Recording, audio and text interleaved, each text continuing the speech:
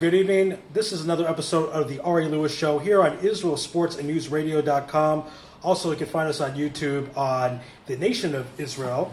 And if you want to be a part of us, send us an email, IsraelSportsAndNewsRadio@gmail.com. Very honored to have our guest tonight. He is a gentleman with a huge, vast experience regarding the Middle East, not just Jewish ideas, but Muslim ideas as well. Served in the Israeli military unit in the, I guess we're allowed to say it's public. 80 to 100. Yes. Whoa, it's more than my time, really. Wow. Yes, from 1970 to 1995.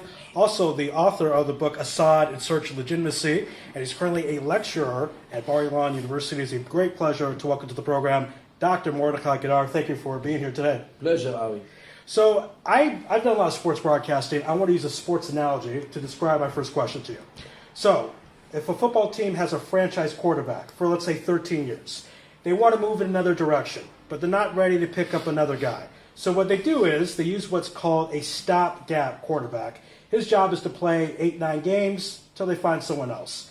Is Naftali Bennett a stopgap prime minister? Well, politics is no game. Politics is a serious thing, because even a government which will be in power for a short time can bring big damages. Just to mention the 92 elections, which came up with Rabin as a prime minister, and they had very, very big damage by the Oslo agreements. So it doesn't. Here we don't risk a state. A state it's not any football game or whatever. It is a serious thing. This is why I think that this government, which we have, first of all, will not bring any change. Why? It will be in power for, in my view, for weeks. 4 weeks maximum. Maybe months. Okay. Until the differences between these parties will make it impossible for them to sit together and give up on their ideologies, conflicting ideologies, because they know that every decision which they make, which is against their ideologies, different ideologies, they are losing constituents, they are losing voters.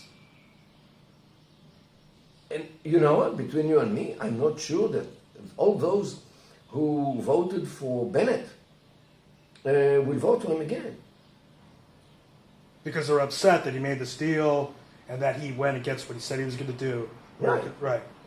So, by the way, if he feels that he has no constituents anymore while he is a prime minister, he might behave in a totally unexpected way, because he has nothing to lose. He can do whatever he likes. But you're concerned he might do something crossing the line, something dangerous, something maybe you can't get Well, back. I do rely on the partners, because after all, this government is comprised of members, which every one of them, if he leaves the coalition because he doesn't want to lose any more constituents, the whole thing collapses. Right. Just like a building made out of cards. So when they see that they cannot take it anymore, they will just leave. And when one leaves, the whole thing doesn't exist anymore. So this is why I think that this government is so fragile, because of the challenges which it will have to take care of. Not to mention the budget of next year. Budget is actually policy. You cannot go around it. Right now, maybe they can go around the problems and work only with the things which they agree upon. Okay? Daily life, economy, reviving the economy after the coronavirus and so forth. This they all agree. Okay. But the budget, do they give money to pave roads in Judea and Samaria or not? As you say in Hebrew, there is no half pregnancy. Either you are or you are not. Okay? So either you give money or you don't give money. Okay, here you can give little money. So little money will not be enough to do anything.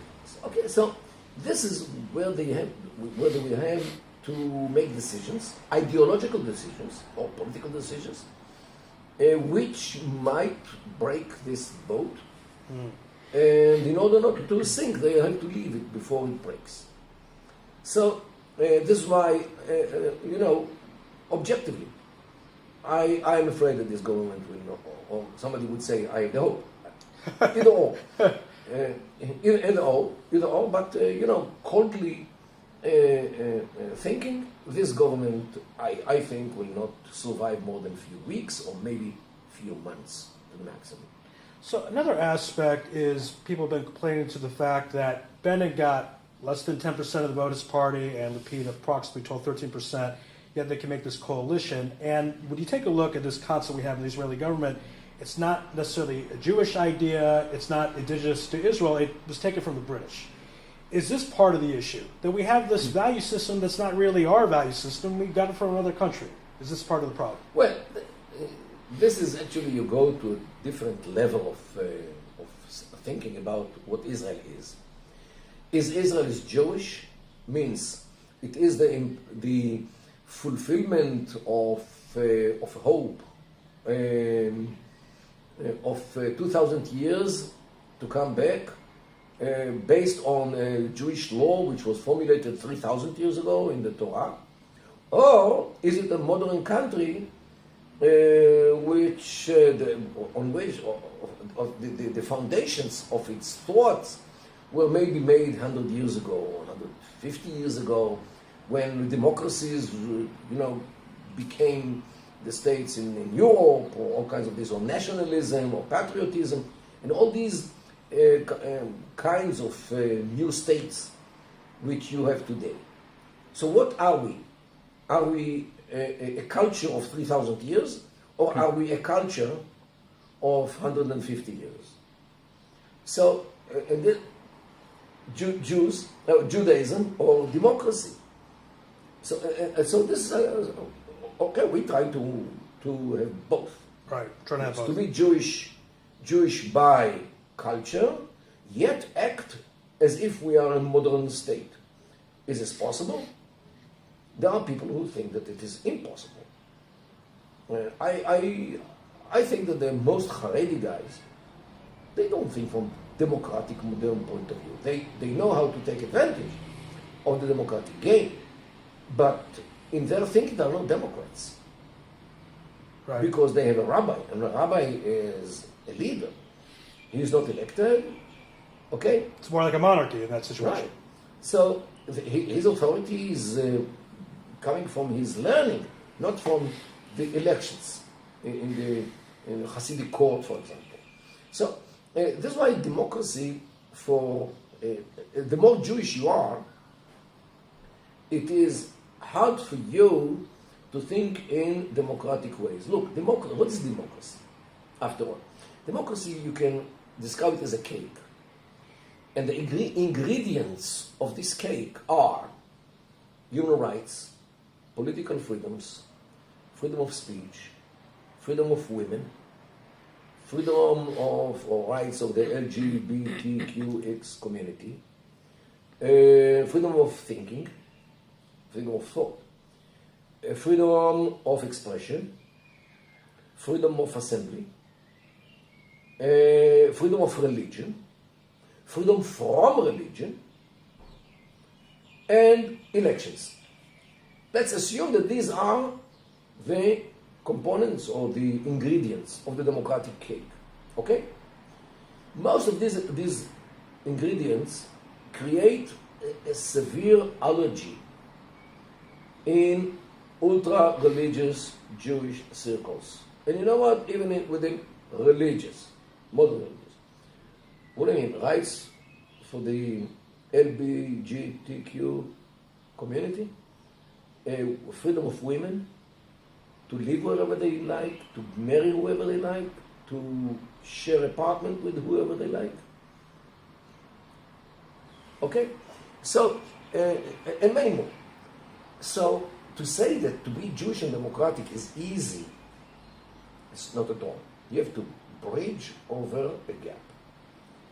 The wider the gap is, the harder it is to bridge over it. For those who don't think from Jewish point of view, what people describe themselves as secular, for them it's very easy. Because the Jewish component of the sides of the gap doesn't exist, or exists in a very shallow way, with almost no influence on their thinking. While the more Jewish you are, the harder it is for you to accept all kinds of democratic or radical democratic components. So another aspect, when talking about democracy, Jewish values, etc., you take a look at the history of the State of Israel, 73 years. There's been 5 people that have been prime minister 2 different times. We still have not had a Sephardi prime minister. We have 1 female prime minister. But now, with Naftali Bennett, we have a prime minister that wears the kippah on his head. Is that a positive thing? Is it more open that we have more different types of people being prime minister? Or is it just, like you mentioned, the government's not going to last that long anyway? Is it really such a big step? Look, you can add to this the fact that for the first time we have Arabs in the coalition. Right. And in the government. Right. You have a minister, at least one minister who is an Arab. First time, yeah. Yeah, so this is I preach for many years to force doctor, Ahmed Tibi, for example, and he's a real doctor, he is a gynecologist, to serve as a minister of health. Why shouldn't he take part of the responsibility? Or a man like him. We have Dr. Barhum, the manager of the Nahariya hospital. We have another one in Tzfat. We do have Arab doctors who know very well how to run big organizations like hospitals, which is at all not easy. Why the heck cannot they serve as ministers of health? This is my humble idea. Where is the problem? Where exactly is the problem for an Arab to serve? Most of the pharmacists in Israel are Arabs. Yep, there is. So where is the problem? If they can be pharmacists, if they can be managers of hospitals, if they are good doctors anyway, so why the heck cannot they serve as ministers of health, for example, or in spite of the fact that they're not even in the coalition? Let them also bear part of the responsibility for this country. Okay? But, I'm not the one who shapes the governments. But I see no problem.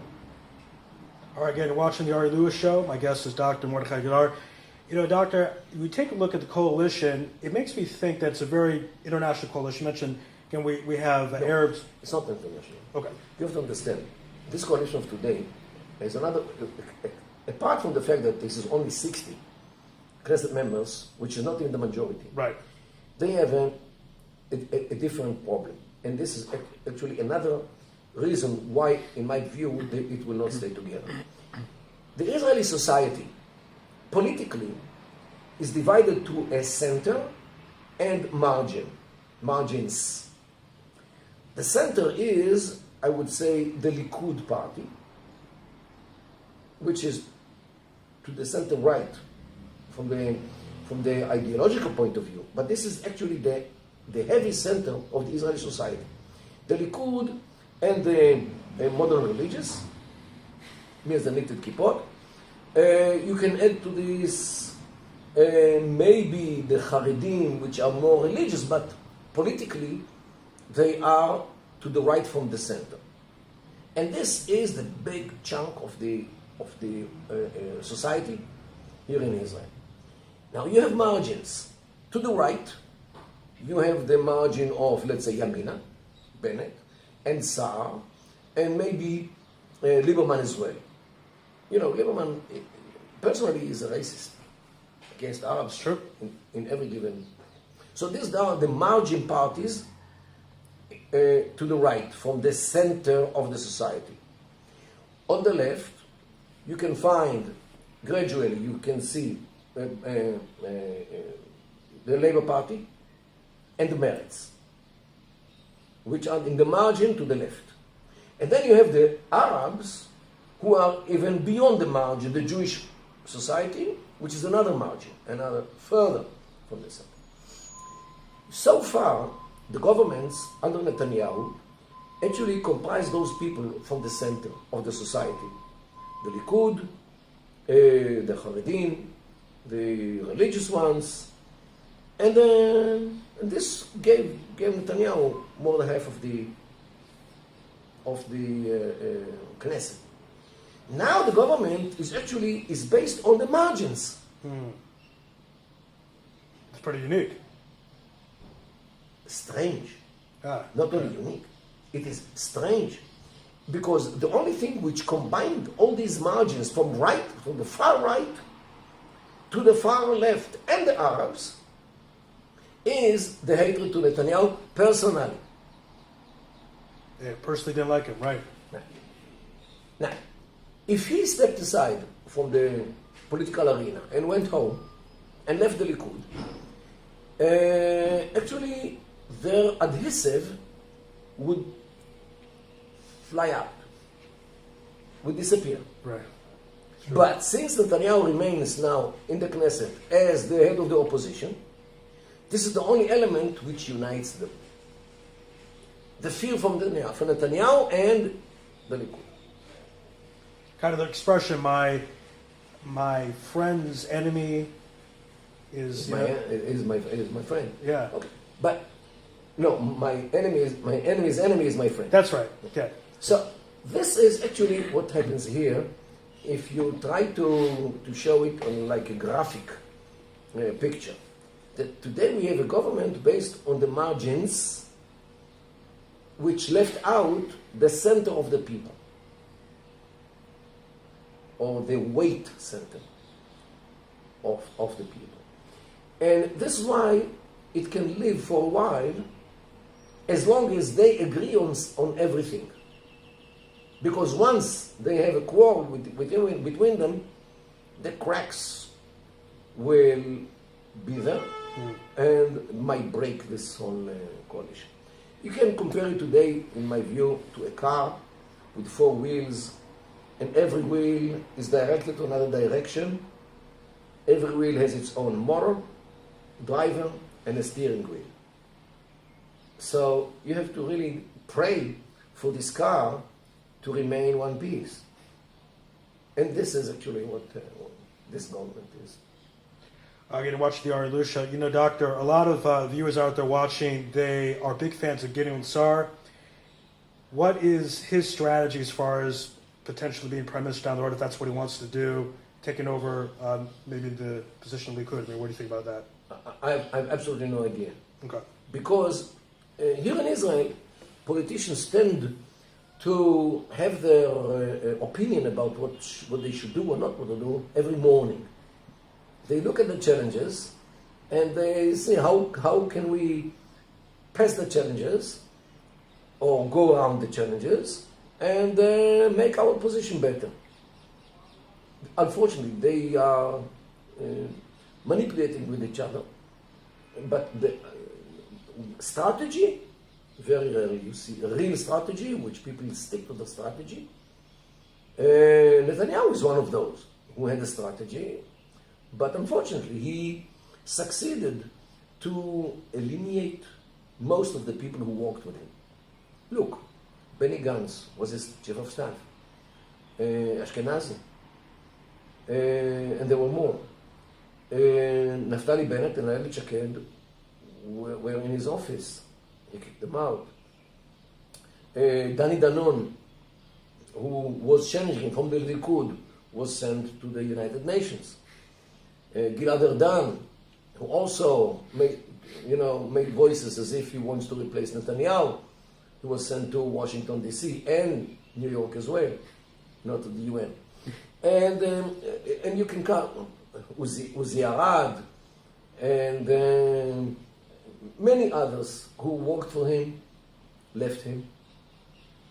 Everyone has his own reasons. But apparently the man, Netanyahu, does not know how to keep people with him.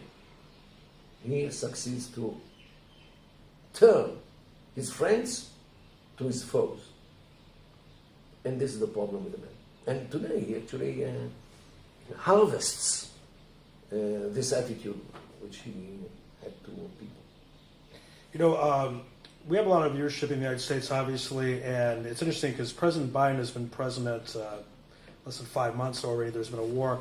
I'm curious your thoughts about the coalition's relationship to President Biden. We know there's a lot of English speakers, obviously, in the coalition. Naftali Bennett spent some time, obviously, in North America. He mentioned the Trevor Noah video and John Oliver video as well. Obviously, Biden's not President Trump. It's a different situation. But Bennett and Biden, as long as the government lasts, how can they work together, in your opinion? Well, I think that the biggest hope of the government is that Biden actually doesn't care so much for the Middle East. He has many problems with China, with Russia, as we see these days, the economy, and domestic issues in the United States. First of all, the coronavirus and the ramifications on the economy. And in the States, if a president doesn't cater for the economy, people do not vote for him again. Jobs, very important.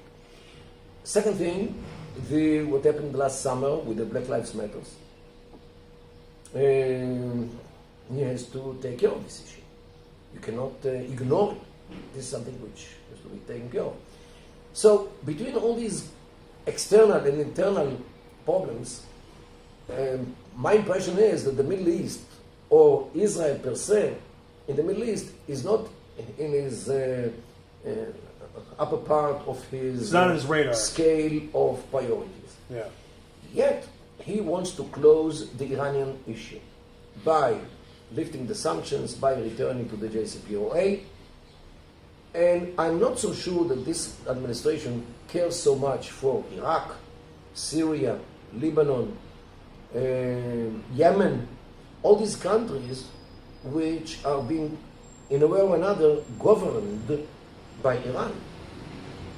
And you can add Gaza to this, because Hamas in Gaza definitely are directed to a large extent by the Iranians. So you have actually 5 areas in the Arab world which are not Persian, or not Iranian, they're Arabs. Yet Iran is the master of those places in various degrees. Yemen, Iraq, Syria, Lebanon, and Gaza. Will America tolerate it? Will America accept it? Will America allow Iran to continue to devastate states like Yemen, Iraq, Syria? Okay, so this is the big question. America can ignore it, so Iran can do whatever they like, especially if they get back the money, the funds, or the investments, and the sanctions are lifted, and they can sell oil again in order to pump money into the terrorism all over the Arab world. Or will the United States do something about this? I don't know. Biden didn't tell me what his intentions are. Yet, when I see his crew, I think that the influence of the Muslim Brotherhood on the American administration is too big. Mm-hmm. And the Muslim Brotherhood today are in bed with the Iranians, because both the Iranians and the Muslim Brotherhood hate the Saudis. And of course Israel as well. But this hatred from the Iranian side and from the Muslim Brotherhood side, actually what made Israel and Saudi Arabia during the last couple of years closer. But Saudi Arabia now is afraid that Iran will do again to Saudi Arabia what the Iranians did to them in the night between the 14th and the 15th of September 2019, when Iran actually destroyed, during one night, some half of the oil export ability of Saudi Arabia. Without any warning, without anything. Iran just attacked them and destroyed 2 major sites of the oil production, oil export facilities of the Saudis.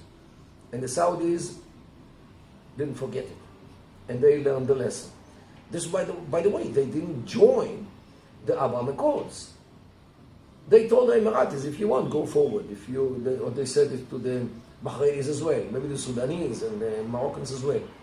They still are afraid of the Iranians. And recently, the Saudis actually are trying to appease the Iranians because they understand that this is the American will to see Saudi Arabia and Iran together again. And between you and me, when the Saudis look up to Allah, they see the bottom part of a bus. Tense words again. The Ari Louis Show here on Israel Sports News Radio, also Nation Israel on YouTube. My guest is Dr. Mordechai Kedar. Doctor, you mentioned the concept of basically Iran running certain things by proxy. You would say Hamas and Gaza would be under that category.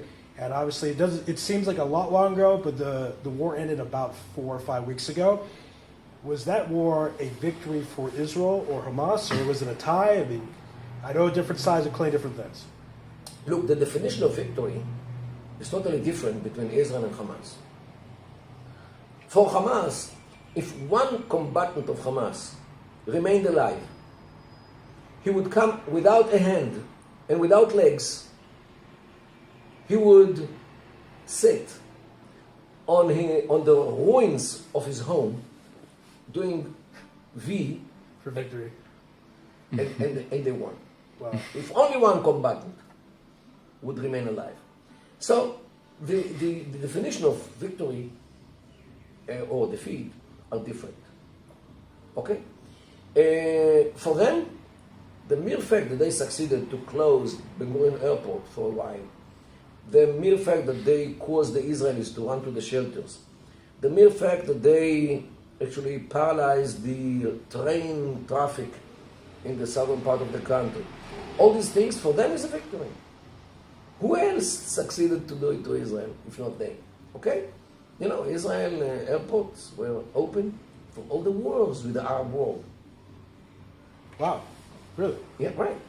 Only Hamas succeeded to close the airport. Wow, that's incredible. I know you spoke a lot before about the Hamas government, that people would say what they want. I'm not talking about the moral aspect, obviously, but they have stability. You said they've been able to build certain things. Look, what happened in Gaza is they actually have a state, Right. functioning state. And as we speak today, they started their 15th year of independence because they took Gaza over on June 15, 2007. 14 years ago and 1 day. So today is the first day of the 15th year. Okay? Right. Something which survives also for 15 years has a border, has borders, government, military power, military industry. They know how to produce projectiles, health system, ruling system, police. Whatever a state needs, Gaza has. Hamas and Gaza have. So something which looks like a state, quacks like a state, is not a goose or a duck. Right.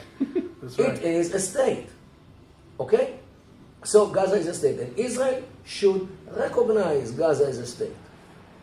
And by this, to fragment the Palestinian dream to have one state. Because Gaza is a state, while in Judea and Samaria they don't have a state.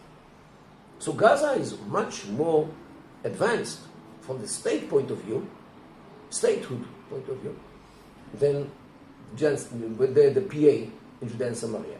But not only this, Gaza is not a state. Gaza is a superpower. Why do I think so? What is the difference between a superpower and a regular state? A regular state formulates its domestic and external policies by itself. A superpower dictates its policies on other states. This is a superpower. One of the definitions. A state which can force other states to take actions or to have policies as the superpower wants. Okay. Gaza succeeded to make us feeding it, give it water, oil, electricity, communications, and whatever they need, Israel supplies. Although they shoot missiles at us, means that they succeeded to force their policies on us. Okay? So, this Gaza is a superpower, according to this definition of a superpower. A country or a state which knows how to force other country or other countries to behave in the way which this country does. You get the impression throughout the international media that Gaza is weak, that it's not fair, not a fair fight, etc. We're bullies, this type of thing. Why do people think that? How come people don't understand that Gaza is, this is a serious situation, there's strong power? Well, look, the world always looks for the underdog, right, to support the underdog. This is some kind of, today, if you are weak, if you are hurt, if you are in the margin, you are right. And if you are white, and if you have the power, you are wrong. This is what today people think. So Israel, by being white, and by being powerful, so Israel is definitely wrong because Israel is the power. This is how people think today. Unfortunately, but this is how it, the whole thing is twisted. But this is what people think. Second thing, I think that anti-Semitism, anti-Jewish sentiment here works either overtly or in a clandestine way. And in the West, traditionally, we have three kinds of Jew hatred. You have the traditional religious ones, the religious hatred to Jews, based on the belief that Jews, supported, crucified Jesus Christ. The second one is the leftist hatred to Jews because Jews are wealthy, Jews are the capital, and Jews are the bankers. So the socialists, or those who follow the socialists, hate the Jews because of all this. Then you have the right-wingish hatred to Jews because the Jews is different, is a Semite. Why we want to be Judenrein? So he's living within us and he's different. So let's hate him and let's kick him out. In the good case, or kill him in the regular case. So this is the three traditional. It's a very simplistic way, but this is the three kinds of Jew hatred in the West. Now you have a fourth kind, which comes with the Islamic migration, because according to Islam, also, Jews did not believe in Muhammad, just like Christians, so we have to hate the Jews. And Jews have to be denigrated, and Jews have to pay the jizya, the skull tax. And Jews, according to the Quran, are the biggest haters of Muslims. And Jews, according to the first chapter of the Quran, are those upon whom the wrath of Allah rests. Okay, so you have many, bad kinds of attitude to Jews in the Quran, in the Hadith as well, the oral tradition. So let's get on the Jews.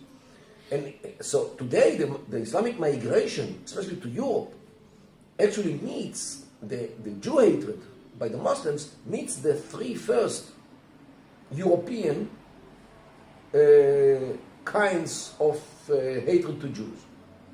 So altogether, these four things today, what you see, that's the virgins of hatred to Jews in Europe, and I'm afraid that America is also part of it because the Atlantic is not wide enough to keep America away from the problems of Europe. Regarding the United States, it seemed a period of time where whatever political party people were part of, they understood that Israel, best friend or solid friend, democracy in the Middle East, etc.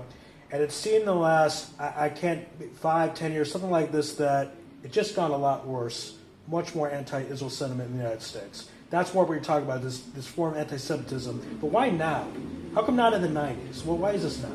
Well, it's not now. This is some kind of incline. An incline of this thing, and which now it's too obvious. Okay. First of all, I think that postmodernism, when it comes to the scene, states which are based on one nation or one religion are viewed as something, from... Archaic. Yeah, Too old. Well, what, are we Christian state? Nobody will think of it. So why Jewish? Why should there be a Jewish state? Okay. Jews can live everywhere in the world. Why do they need a state? And not only this, they implant their country within the Arab world.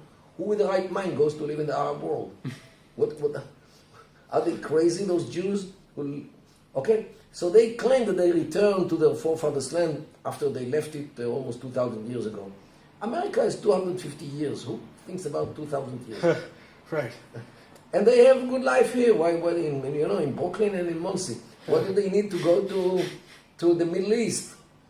Okay, to stick themselves to the Arab world or to the Islamic, into the throat of those people? Why the heck should they do it? And now they want us to support them there. What are they doing there to begin with? Let them come to normal countries like Europe, like America. Okay, this is Americans, the American man in the street who is not too much involved in Israeli Jewish issues. For him, the state of Israel, there in the Middle East, excuse me, what the heck? They do that. Why? Okay, so this is one thing.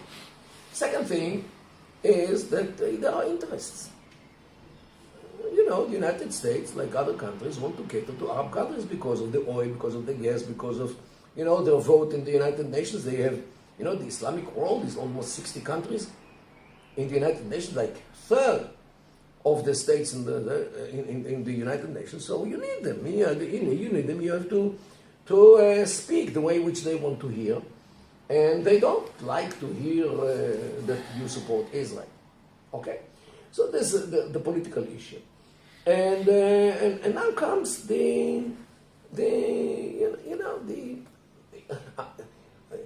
migration of Muslims to the United States.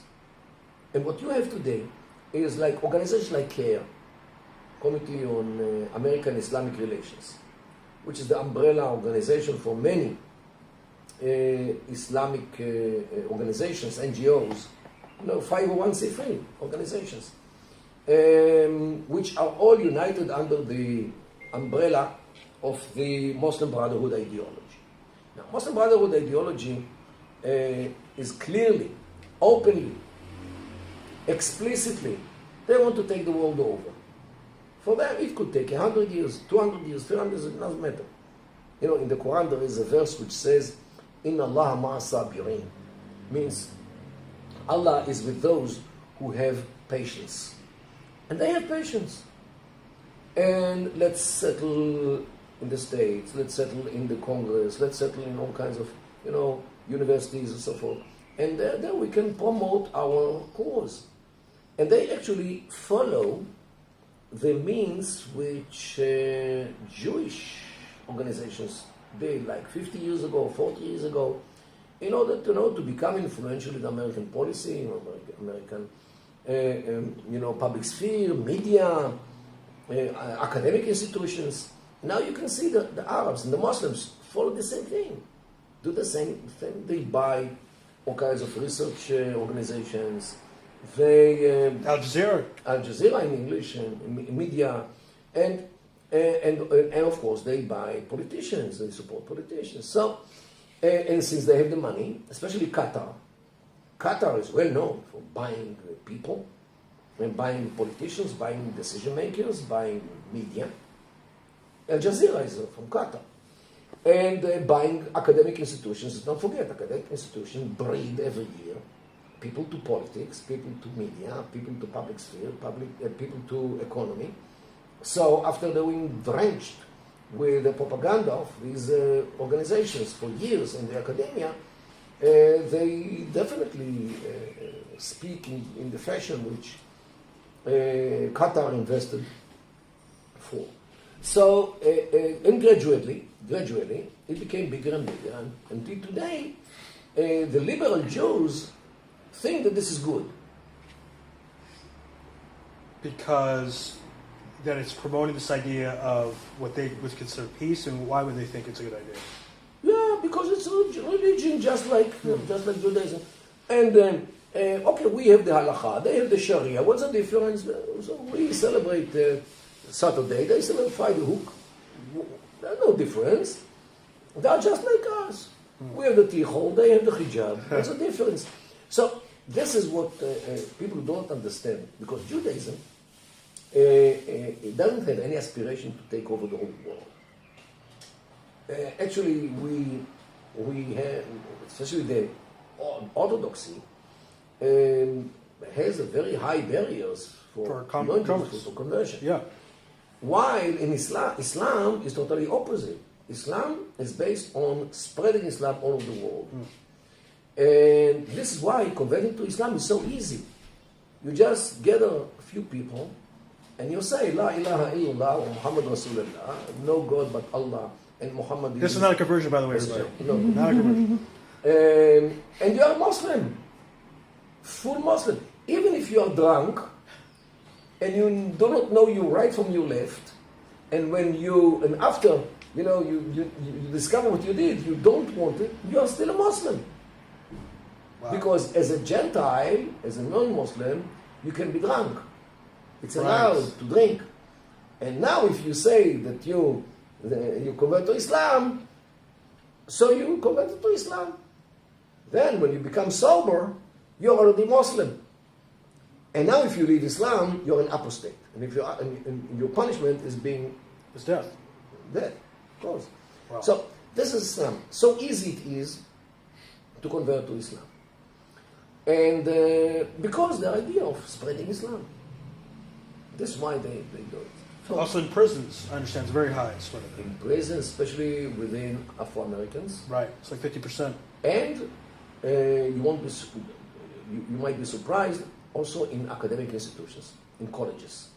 Okay. Why? And this is something which we should bear in mind. Usually the Muslim communities in colleges are closed. Means they support each other, they live together, they hug with each other, they always together, the girls and the boys. Another thing is that the boys do not touch the girls because of their traditions.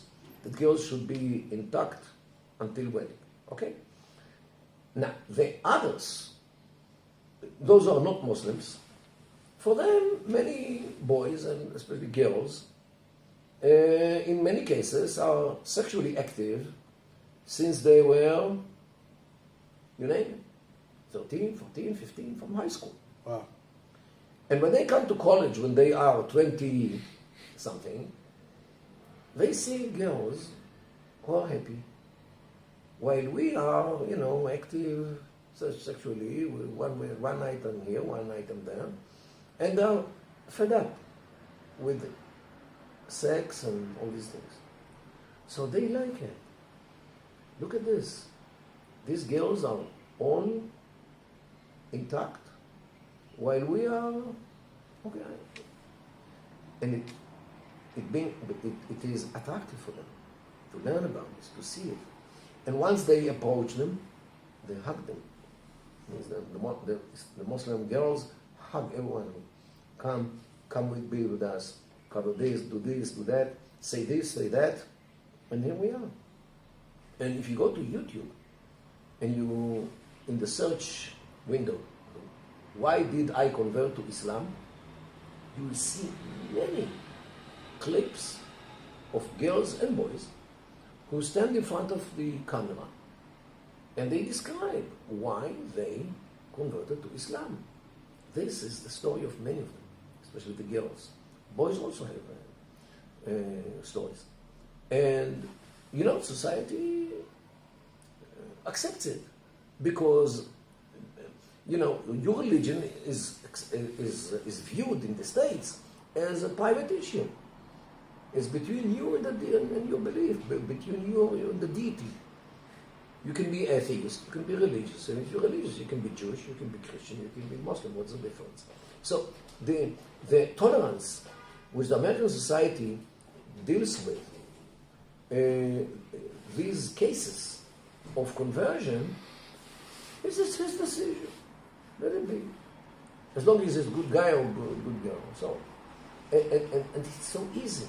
This is why people convert to Islam. And you should listen to the stories of these boys and girls who converted to Islam. What pushed them? And there are many of them. Europe, big time. You know, some of them even were involved in terrorism. You know, the terrorist who had these explosives in his shoes was born as a Christian, converted to Islam. This is why today we have to take off our shoes in the entrance, you know, to the security. There was another British lady who converted to Islam and performed a big terror attack in Africa, in a mall. And another one blew herself from Belgium. A Belgian girl converted to Islam, went to Iraq, and blew herself in a marketplace in Iraq. Because they were Shia, and she converted to Sunni Islam. And she originally she's a Belgian. And there are many of those who converted to Islam and became terrorists because they saw the light. Okay, so yes, these things have to be studied, and you know, Western societies, especially Jewish society, because there are also Jewish girls and boys who converted to Islam in the States. This, I think, should bring their communities to a very deep, as we say, cheshbon nefesh, looking into the issues, what really happened to this boy and girl who converted to Islam from all the religions of the world to convert to Islam. And this is the Ari Louis Show. My guest is Dr. Mordechai Kedar. Doctor, you mentioned academic institutions. That, along with the media, it seems to be that it isn't anything particularly written down in terms of hire a guy who thinks like this or like that, or how is it that they seem to mold to get the professors that they want, that agree with their agenda, and the media people that agree with their agenda? What they do is actually they establish chairs or centers like the chair for interfaith dialogue. Things which look nice, look good, look, you know, promoting peace and all these things. Or Christian Islamic rapprochement center, something like things from this kind. People do give money for this, especially all kinds of sheikhs from, you know, Arab and Islamic countries. And they take professors. They hire professors. And, you know, once you're being hired, you start singing the zmiras, you know, writing what they expect you to write, say what they expect you to say. And I know colleagues who, you know, until they opened or established the Center for Interfaith Dialogue, they were publishing about Islam in one fashion. Once they got the money, they changed the fashion of how they wrote about Islam or what they wrote about Islam. Wow. Like succumb to money, succumb to their position, and yeah, this is how they do it. The same with the media, with networks. Let's say MSNBC. Do they hire someone and they want to convince them, hey, do what we want, say what we want? Is the same type of situation with the media? Yes. Okay. Whether explicitly or implicitly, they make him understand that now, since we pay your salary, and it is twice as big as it was in the former place which you worked for, so now you start saying what we expect. Otherwise, the door is there. Wow. So this is how it works. They buy people, they buy academicians, and they look. It happened in Yale. In Yale, there was a center named YISA, YIISA, the Yale Interdisciplinary Initiative for the Study of Anti-Semitism, head by a professor named Charles Small, a Jewish guy. And they had all kinds of research about anti-Semitism, both in the West and in the East. And I spoke there a couple of times in their events. Then Yale announced that this center does not work according to the standards which Yale University expects, and it's below the standards and so on, and they decided to close it. One day later, they got a donation from Saudi Arabia for $30 million. And then they changed their mind? Is there a connection? is there a connection between the fact that they closed YISA and got the money from the Saudis? I don't know. They don't say it. But I think that it's too clear. Okay? So, Professor Small got another money, and he opened another organization named ISGAP, ISGAP, and he works from New York, from an office in New York, and now his activities are in many academic institutions, including in Europe. So the fact that he was closed by Yale drew the attention of people who care about anti-Semitism. So now you have a bigger money, and now I hope he's more influential because Yale closed his former. So this is what happens in American universities. There is money on the way, and if you want it to continue its way to your bank account, you will close this little center which took care of anti-Semitism and invited all kinds of people like Mordechai Kedar to speak. Okay, so this is how they act, and it was too clear. That's part of the reason actually doing the show, trying to fight Hasbara the right way, give them a good fight for that. So I appreciate you being here. You know, we're doing the show right now for people watching it when we post this. That it's June 16th. But yesterday, June 15th, there was a march in Jerusalem. It's supposed to actually take place on June 10th, Thursday. Your thoughts on the fact it was supposed to take place on Thursday, it's delayed, they talk about going to Damascus Gate, back and forth, etc. Did it make Israel look a little cowardly that it was delayed and these type of things that happened with the march? Look, I think that Israel should have said in the beginning, we are active in our forefathers' land, in our forefathers' capital, and I would even suggest to remind Hamas and their supporters that we Jews were in Jerusalem 3,000 years ago in the first temple when their forefathers were drinking wine, burying the daughters alive, and worshipping idols and idolaters, because Islam is only 14 centuries old, while Judaism is more than 3,000 years. Okay? And unfortunately, the governments of Israel are afraid to name a spade, to say the right things, because they might get upset. Those.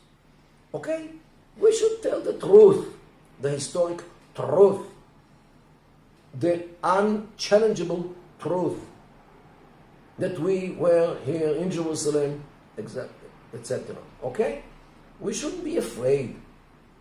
We shouldn't be, politically correct. Okay? And because if you give up on your rights, people in the Middle East denigrate you. They despise you. Here in the Middle East, people honor you only if you stand for your rights, and they give you peace only if you are powerful, decisive, dangerous, and express a credible threat. Only then you get peace, temporary peace. Because this peace will remain only as long as you are powerful, dangerous, and express a credible threat. Okay? I buy it, this temporary peace. But I will try to make sure that Israel remains forever dangerous, powerful, and broadcasts credible threats. This way, if we are forever like this, we can get temporary peace forever. You get it? Yeah. This is the Middle East. Welcome the Middle East. That's part of the issue. The Western societies are looking at, from their point of view, thinking, well, why wouldn't they just want to be like us? But doesn't necessarily work in this part of the world. It's a different culture, different history, different mindset, different habits, different religion, different everything. Whoever thinks that by European means or American mindset you can solve the problems of the Middle East actually thinks that you can fix your Chevrolet in a garage of Kia. It's a different culture, different spare parts, different everything, different computer, different everything.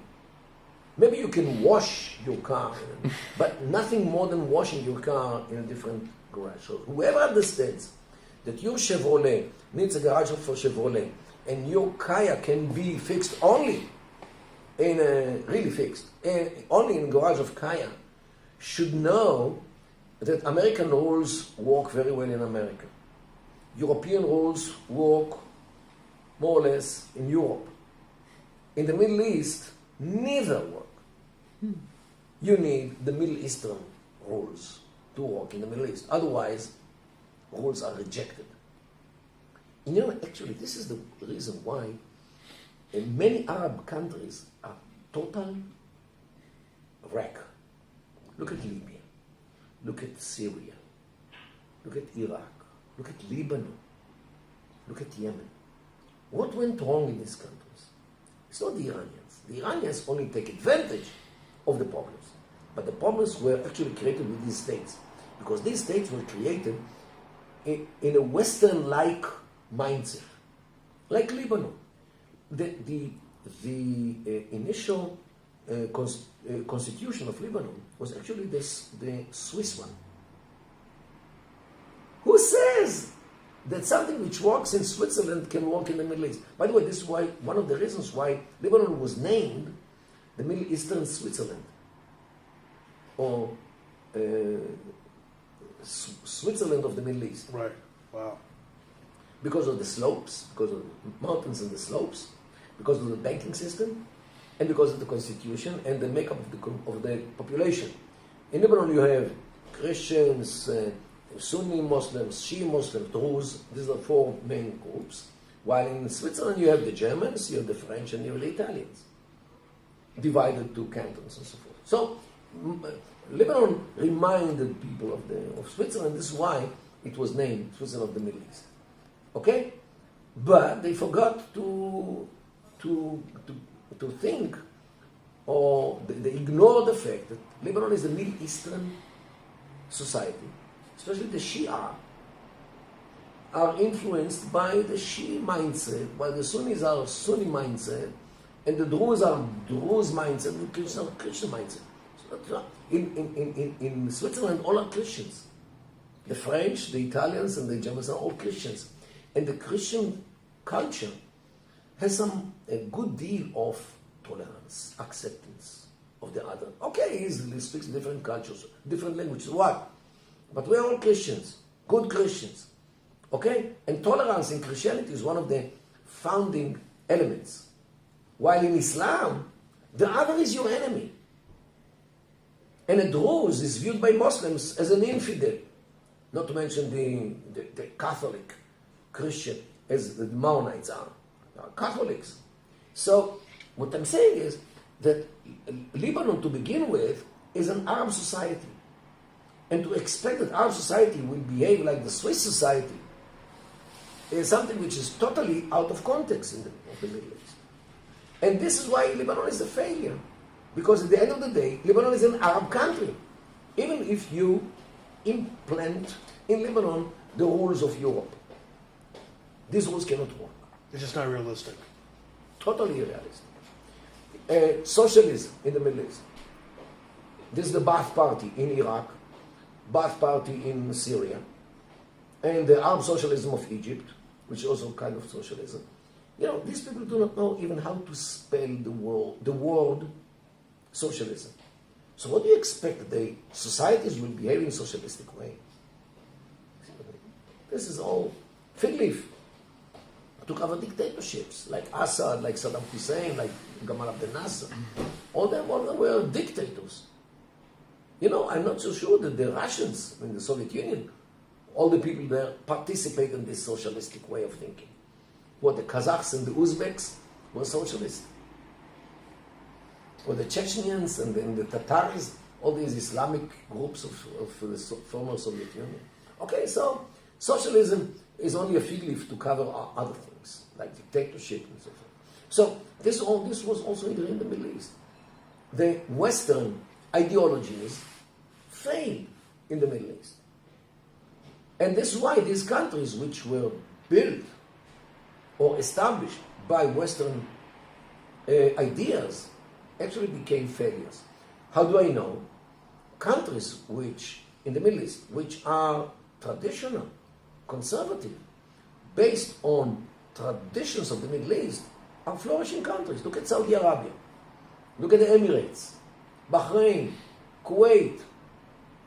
All these countries, Oman, the Sultanate of Oman, all these countries are not based, they are not democracies, they are not socialists, they are not national, they are something different. They built on the tribe, like Abu Dhabi, Kuwait, Qatar. Each and every one of them is one different tribe. Means Al Thani in Qatar, Al Nahyan in Abu Dhabi, Al Maktoum is a family, Al Maktoum in Dubai, Al Sabah, the family of Kuwait. So when you base a state on a family, this is the Middle East, and this can work. This is why they don't have elections. They don't need elections because the family is there. They don't go anywhere. So, or the kingdom of Saudi Arabia, which is based on the religion in one another. So all these old-fashioned, as it is viewed, as they are viewed from the West, all these, tribal societies, tribal regime. Excuse me, what is this? Backward, and they look at it. No! These are the only things which work in the Middle East, because this regime actually reflects the culture of the people. So the people don't reject it. While if you try to implant Western ideas into Arab countries, like socialism, liberalism, modernism, communism, all kinds of Trotskyism, as it was in South Yemen, people reject it. They don't want it because it's imported from other societies. They don't fit. These ideologies do not fit our culture. And this is why these countries, where the West, means the British, the French, and the others, tried to implant the European ideas, these countries are failures. Bloodshed, swamps of blood, tears, and fire. While the only successful, flourishing, peaceful countries in the Middle East are those which reflect the tradition. Whether they're tribal tradition or the religious tradition or the combination of both that is in Saudi Arabia. So what is better? To have traditional, old-fashioned, but working systems, as it is in the Emirates, Qatar, and Saudi Arabia, or mayhem, like in Syria or Iraq, which is the result of the foreign ideas which were implanted into the societies. Okay, the answer is clear. By the way, Qatar, and here we have to bear in mind, this country initially means domestically, it is run by a family, the Al Thani family. However, the external thinking is like Muslim Brotherhood. And the Muslim Brotherhood is against the family, against the regime, like revolutionary thinking, as it is in Egypt or in other countries. They support all the revolutionary Islamic movements all over the world, the Qataris. They support them in Egypt, they support them in the States, they support them here in Gaza, because Hamas is one of them. They support them in, I believe that they also supported ISIS, because ISIS is also a revolutionary kind of Salafi jihadi organization, which was also, I believe, funded by Qatar. I wouldn't be surprised if this is correct. I don't have the evidence, but I suspect. They support Turkey, another Muslim Brotherhood kind of country, which oppresses the people, which holds the largest number per capita of journalists in jail. Erdogan is a vile Islamist and supported by Qatar. So here, Qatar, which is in bed with the Iranians, of course, it actually appears as the country which supports financially all the haters of the West.